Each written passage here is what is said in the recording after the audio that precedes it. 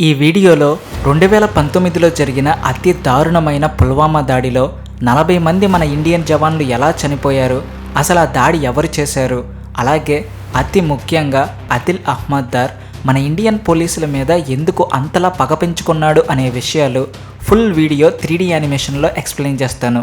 అంతేకాకుండా ఈ అటాక్ విషయంలో మన ఇండియన్ గవర్నమెంట్ చేసిన అతిపెద్ద మిస్టేక్ ఏంటో కూడా ఎక్స్ప్లెయిన్ చేస్తాను.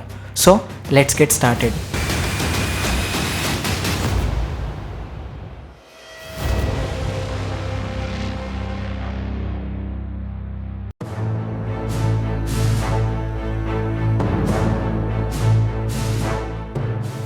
అది 2019 సంవత్సరం పుల్వామా జిల్లా ప్రదేశం.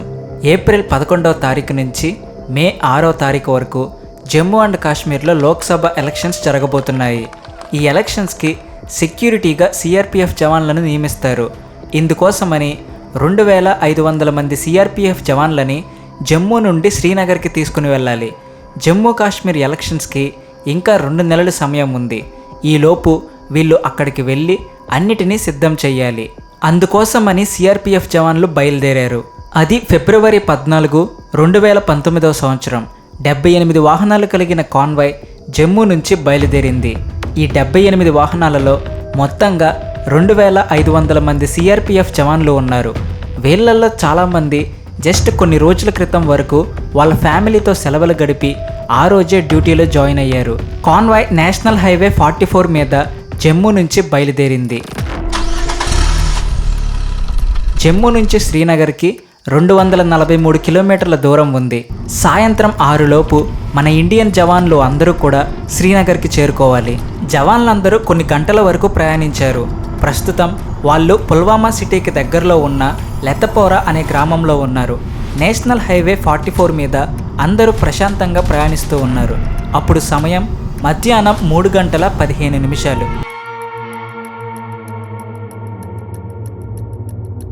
అదే రోడ్లో ఒక వైట్ కలర్ స్కార్పియో కారులో ఒక 22 ఏళ్ల కుర్రాడు కూడా వస్తున్నాడు. అతని పేరు ఆదిల్ అహ్మద్ దార్. ఇతను కూడా ఒక కాశ్మీరీనే, లోకల్ కుర్రాడే, పుల్వామా జిల్లాలోనే పెరిగాడు.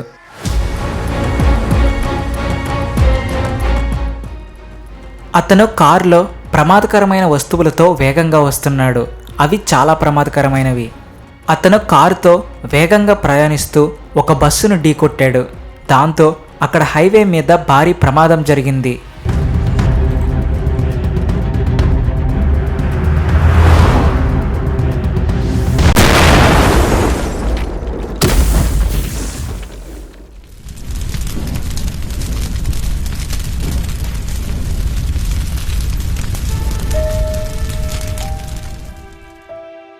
ఒకే ఒక్క క్షణంలో ఆ బస్సు పూర్తిగా ధ్వంసమైంది. దురదృష్టవశాత్తు అందులో ప్రయాణిస్తున్న 40 మంది మన ఇండియన్ జవాన్లు అక్కడికక్కడే ప్రాణాలు కోల్పోయారు. ఆ రోజు ఫిబ్రవరి 14, అంటే వ్యాలంటైన్స్ డే. ఈ దారుణమైన సంఘటనలో చనిపోయిన జవాన్లలో చాలామంది ముందు రోజు వరకు వాళ్ళ ఫ్యామిలీస్తో సమయాన్ని గడిపి ఆ రోజే డ్యూటీలో జాయిన్ అయ్యారు. కొంతమంది జస్ట్ అప్పుడే వాళ్ళ ఫ్యామిలీస్తో ఫోన్లో మాట్లాడారు. ప్రేమికుల రోజున వాళ్ళని ప్రేమించే వాళ్ళకి శాశ్వతంగా దూరమైపోయారు.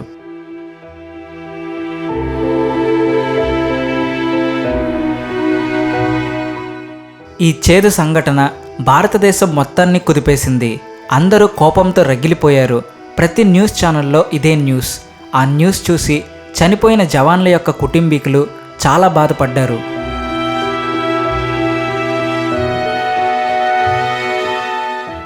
ఇప్పుడు మనకు తెలియాల్సింది అసలు ఇది ఎవరు చేశారు, ఎందుకు చేశారు, అసలు వాళ్ళకి ఏం కావాలి అనేది.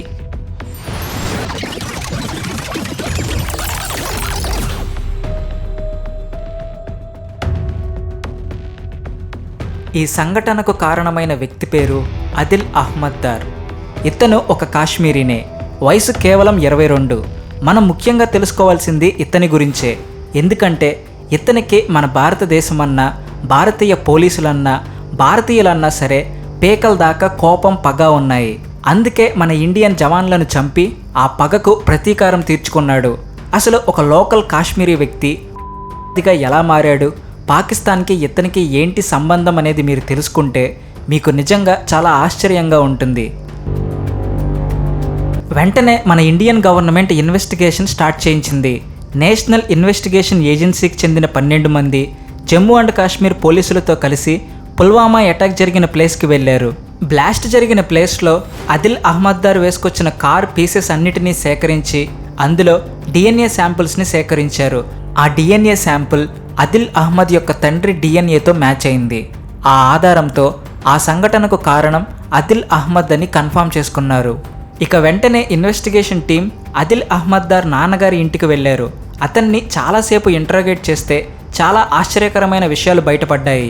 ఇప్పుడు చెప్పబోయే విషయాలన్నీ కూడా స్వయంగా తండ్రి గుల్హాం హసన్ దార్ చెప్పినవే.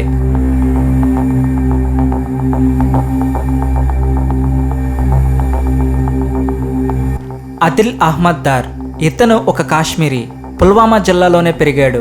కాకపోరా తన సొంత గ్రామం. ఈ గ్రామం నేషనల్ హైవే 44 నుంచి 1.5 కిలోమీటర్ల దూరంలోనే ఉంటుంది. ఆ గ్రామంలోనే ఇతను పెరిగాడు. హై స్కూల్ని మధ్యలో ఆపేసి ఒక టాపీ మేస్త్రిగా పనిచేస్తున్నాడు. అది మాత్రమే కాకుండా ఇంకా చాలా పనులు చేస్తాడు. అతను బాగా సైలెంట్గా ఉండేవాడు. అంతేకాదు బాగా షై కూడా. అతను తన ఫ్యామిలీ వాళ్ళతో కానీ వాళ్ళ ఫ్రెండ్స్తో కానీ ఎక్కువగా గొడవ పడేవాడు కాదు, ఎక్కువగా కోప్పడేవాడు కూడా కాదు. కానీ ఇతనికి 18 సంవత్సరాలు వచ్చినప్పటి నుంచి ఇండియన్ పోలీసులంటే విపరీతమైన కోపం పెంచుకున్నాడు. ఇతనికి ఇండియన్ పోలీసులంటే ఎందుకంత ద్వేషం పుట్టింది అంటే 1989 నుంచి కాశ్మీర్లో భారత పాలనకు వ్యతిరేకంగా తిరుగుబాటు జరుగుతూనే ఉంది. కాశ్మీర్లో ఉన్న లోకల్ ముస్లిమ్స్ ఒక ఎజెండాతో ఈ మూమెంట్ని స్టార్ట్ చేశారు. ఇందులో వీళ్ళ గోల్ ఏంటి అంటే కాశ్మీర్లో భారత పాలన అనేది ఉండకుండా చెయ్యాలని. అందుకని ఈ మూమెంట్లో పాకిస్తాన్ వాళ్ళు, ఆఫ్ఘనిస్తాన్ వాళ్ళు తీవ్రవాదులుగా చేరి కాశ్మీర్ లోకల్స్తో పాటు కలిసి మన దేశ పోలీసుల మీద, మిలిటరీ మీద దాడులు చేసేవాళ్ళు.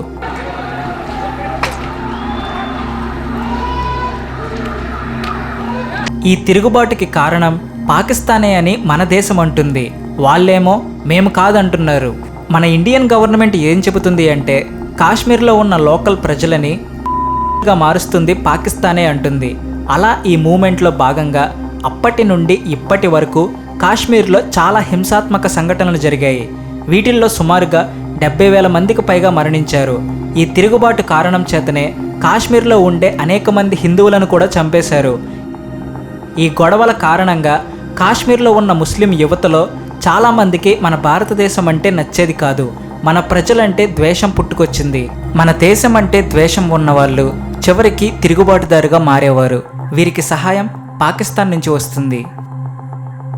కాశ్మీర్లో ఉండే తిరుగుబాటుదారులకి మరియు మన ఇండియన్ ఆర్మీ అండ్ పోలీసులకి ఎప్పుడు ఈ గొడవలు జరుగుతూనే ఉండేవి. ఈ గొడవల్లో మన ఆర్మీ ఈ తిరుగుబాటుదారులని చంపేసేది. అలా 2016వ సంవత్సరంలో బుర్హాన్ వానీ అనే తిరుగుబాటు లీడర్ని మన ఇండియన్ పోలీసులు చంపేశారు. ఈ వానీ అనే అతను సోషల్ మీడియాలో బాగా యాక్టివ్గా ఉండేవాడు. మన ఇండియా ఇతనిని ఒక తిరుగుబాటుదారిగా కన్సిడర్ చేసేది. కానీ కాశ్మీర్లోని చాలామంది లోకల్ ప్రజలు మాత్రం అతనిని హీరోలా భావించేవారు. అతన్ని మన పోలీసులు చంపేయడంతో కాశ్మీర్ ప్రజలకి బాగా కోపం వచ్చింది. అందరూ కలిసి ఒకేసారి మన ఇండియన్ ఫోర్సెస్ని ఎదిరించారు. గొడవలు ప్రారంభించారు, రాళ్ళు విసిరారు. దీనిని ఆపడానికి మన ఇండియన్ పోలీసులు మరియు సెక్యూరిటీ ఫోర్సెస్ కాల్పులు జరిపారు, తిరిగి దాడి చేశారు. మళ్ళీ ఈ గొడవలో మరో 12 మంది కాశ్మీరీ లోకల్స్ చనిపోయారు. 100 మందికి గాయాలయ్యాయి. అలా గాయపడిన వ్యక్తుల్లో ఈ ఆదిల్ అహ్మద్ దార్ కూడా ఒకడు. ఆదిల్ అహ్మద్ దార్ని మన ఇండియన్ పోలీసులు కాలు మీద షూట్ చేశారు. పెద్ద గాయమే జరిగింది. ఆ గాయం కారణంగా తను 11 నెలలు రెస్ట్ తీసుకోవాల్సి వచ్చింది. ఆ రోజు అతను గాయపడిన రోజు అతనిని పూర్తిగా మార్చేసింది. తనకి మన ఇండియన్ పోలీసుల మీద ఉన్న కోపం పగగా మారింది. అప్పటి వరకు సైలెంట్గా ఉన్న వ్యక్తిని ఆ సంఘటన పగతో రగిలిపోయేలా చేసింది. ఇంతటితో అయిపోలేదు. 2016 నుంచి 2018 వరకు మధ్యలో లోకల్ కాశ్మీరులకి మన ఇండియన్ పోలీసులకి మధ్య జరిగిన గొడవల్లో ఆదిల్ అహ్మద్ దార్ని మన ఇండియన్ పోలీసులు 6 సార్లు అరెస్ట్ చేశారు. అరెస్ట్ చేయడమే కాదు, బాగా కొట్టేవారు. 6వసారి అతనిని విడుదల చేశారు. దానితో తనకి మన ఇండియన్ పోలీసుల మీద ఉన్న పగ విపరీతంగా పెరిగిపోయింది. ఒక అగ్నిపర్వతం లాగా లోపల రగిలిపోయేవాడు. తను జైలు నుంచి విడుదలయ్యాక అసలు బయటకు వెళ్ళేవాడే కాదంట. ఎక్కువగా ప్రార్థన చేసేవాడంట. అలాగే ఎక్కువగా ఇంటర్నెట్లో ఏవేవో చదివేవాడంట. అలా కొన్ని నెలలు గడిపాడు. ఆ తర్వాత అది 2018 మార్చి నెల ఆదిల్ అహ్మద్ దార్ తన ఇంటి నుంచి సైకిల్ మీద బయలుదేరాడు. ఆ రోజున బయటకు వెళ్ళి మళ్ళీ తన ఇంటికి తిరిగి రాలేదు. తన ఫ్యామిలీ తనని చివరిసారిగా చూడడం అదే. ఇక్కడ వరకు జరిగింది ఆదిల్ అహ్మద్ దార్ యొక్క తండ్రి గుల్హాం హసన్ దార్ చెప్పింది. ఇప్పుడు ఇక్కడ నుంచి చెప్పేది మన ఇన్వెస్టిగేషన్ టీం తెలుసుకుని చెప్పినది. ఆ రోజున ఆదిల్ అహ్మద్ సైకిల్ మీద బయటకు వెళ్ళి ఒక గ్రూప్లో జాయిన్ అయ్యాడు. ఈ గ్రూప్ పాకిస్తాన్కి చెందింది. ఈ గ్రూప్ కాశ్మీర్లో యాక్టివ్గా ఉంటుంది. వీళ్ళ యొక్క మెయిన్ గోల్ ఏంటి అంటే జమ్మూ అండ్ కాశ్మీర్ని మన భారతదేశం నుంచి సపరేట్ చేసి పాకిస్తాన్లో కలపడం. అందుకోసమని కాశ్మీర్లో ఉండే లోకల్ యువతని టార్గెట్ చేసుకుని వాళ్ళని బ్రెయిన్ వాష్ చేసి ట్రైనింగ్ ఇప్పించి మన దేశంలో దాడులను చేయిస్తారు. అలా బలైన వాడే ఈ ఆదిల్ అహ్మద్ దార్. అలా ఆదిల్ అహ్మద్ 2018 మార్చిలో గ్రూప్లో జాయిన్ అయ్యి సంవత్సరం పాటు ట్రైనింగ్ తీసుకున్నాడు.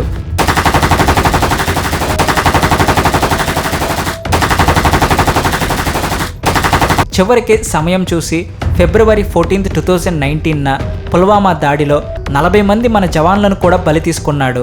ఎలాగైతేనే చివరికి తనకి ఉన్న పగకి చచ్చి మరీ ప్రతీకారం తీర్చుకున్నాడు. మన ఇన్వెస్టిగేషన్ టీంకి ఇంకా అర్థం కాని విషయం ఏమిటంటే అసలు ఆదిల్ అహ్మద్ దార్ ఈ అటాక్ చేయడానికి 300 కిలోల ఇండియాలోకి ఎలా వచ్చాయి అని. కానీ మన ఇంటెలిజెన్స్ టీంకి ఒక అనుమానం ఉంది. అదేంటంటే 2019 ఫిబ్రవరి 14న జరిగిన పుల్వామా అటాక్కి 2 నెలల ముందు అంటే డిసెంబర్ నెలలో చెందిన ఒక టాప్ కమాండర్ అబ్దుల్ రషీద్ ఘాజీ అని ఒకతను ఉన్నాడు. ఇతను ఆఫ్ఘనిస్తాన్కి చెందినవాడు. ఇతను కేవలం కాలినడకన లేదా పబ్లిక్ ట్రాన్స్పోర్ట్ ద్వారా ఎవరికీ తెలియకుండా ఆదిల్ అహ్మద్ దగ్గరకు వచ్చాడని అలాగే తనని ట్రైన్ చేశాడు అని అనుమానిస్తున్నారు. బట్ ప్రూఫ్స్ అయితే లేవు. మన ఇండియన్ గవర్నమెంట్ యొక్క పెద్ద మిస్టేక్ కూడా ఈ పుల్వామా అటాక్ జరగడానికి ఒక కారణం. అదెలా అంటే ఈ పుల్వామా అటాక్ జరగబోయే 2 రోజుల ముందు అంటే 2019 ఫిబ్రవరి 12న ఆఫ్ఘనిస్తాన్లో ఒకప్పుడు జరిగిన వీడియోని ఆన్లైన్లో రిలీజ్ చేశారు. వాళ్ళు రిలీజ్ చేసిన వీడియోలో కూడా సేమ్ ఇలాగే ఆఫ్ఘనిస్తాన్లో కూడా సేమ్ యాజ్ ఇట్ ఈస్ మన పుల్వామా అటాక్ లానే కాబుల్ అనే ప్లేస్లో ఒక కారుతో వెళ్ళి ఒక ప్రైవేట్ సెక్యూరిటీ కాన్వాయ్ని గుద్దింది. ఈ అటాక్లో 12 మంది చనిపోయారు. వాళ్ళు ఆ వీడియోని రిలీజ్ చేసి సేమ్ ఇదే అటాక్ కాశ్మీర్లో కూడా జరుగుద్ది అని మన ఇండియాకి వార్నింగ్ ఇచ్చారు. వెంటనే ఇంటెలిజెన్స్ బ్యూరో నుంచి కాశ్మీర్ పోలీసుల నుంచి మన సెంట్రల్ గవర్నమెంట్కి 11 మంది కాల్ చేసి మరీ చెప్పారు మన ఇండియాలో ఏదో ప్లాన్ చేశారు అని. అంతేకాదు మన సిఆర్పిఎఫ్ జవాన్లను కాన్వాయ్లో నేషనల్ హైవే మీద కాకుండా ఏరోప్లేన్లో తీసుకెళ్లాలి అని కూడా అడ్వైస్ ఇచ్చారు. కానీ మన హోమ్ మినిస్ట్రీ ఇవేమీ పట్టించుకోకుండా మన జవాన్లకు ఏరోప్లేన్ ఇవ్వలేదు, కాన్వాయ్లో పంపించింది. మరి మన ఇండియన్ గవర్నమెంట్ ఎందుకు ఇలా చేసిందో నాకు అర్థం కాలేదు. వాళ్ళు ఆల్రెడీ వార్నింగ్ ఇచ్చారు, అసలే కాశ్మీర్లోని సెన్సిటివ్ ఏరియాలో వెళ్ళాలి. పైగా ఎలక్షన్స్ టైంలో 2500 మంది జవాన్లు ఒకేసారి వెళుతున్నారు అంటే అదే సరైన సమయం. పైగా మన వాళ్ళు వెళ్లాల్సింది శ్రీనగర్కి ఎయిర్పోర్ట్ ఉంది. అయినా కూడా మన జవాన్లను ఏరోప్లేన్లో పంపలేదు. ఒక పొలిటికల్ లీడర్ తీసుకునే డెసిషన్ ఎంత ఇంపార్టెంటో ఈ ఇన్సిడెంట్ చెప్తుంది. ఆ రోజున మన వాళ్ళని ఏరోప్లేన్లో పంపించి ఉంటే ఈ అటాక్ జరుగుండేది కాదేమో. మరి మీరు దీని మీద ఏమనుకుంటున్నారు? మన సెంట్రల్ గవర్నమెంట్ తప్పుందా లేదా అనేది కామెంట్ చేయండి. 3D యానిమేషన్స్ అండ్ కాంటెంట్ నచ్చితే ప్లీజ్ సపోర్ట్ చేయండి. మీరు సపోర్ట్ చేస్తే ఇంకా బెటర్ క్వాలిటీ యానిమేషన్స్ చేస్తాను. నెక్స్ట్ వీడియో ఏం చెయ్యాలో కామెంట్ చేయండి. Please like and share and also thanks for watching.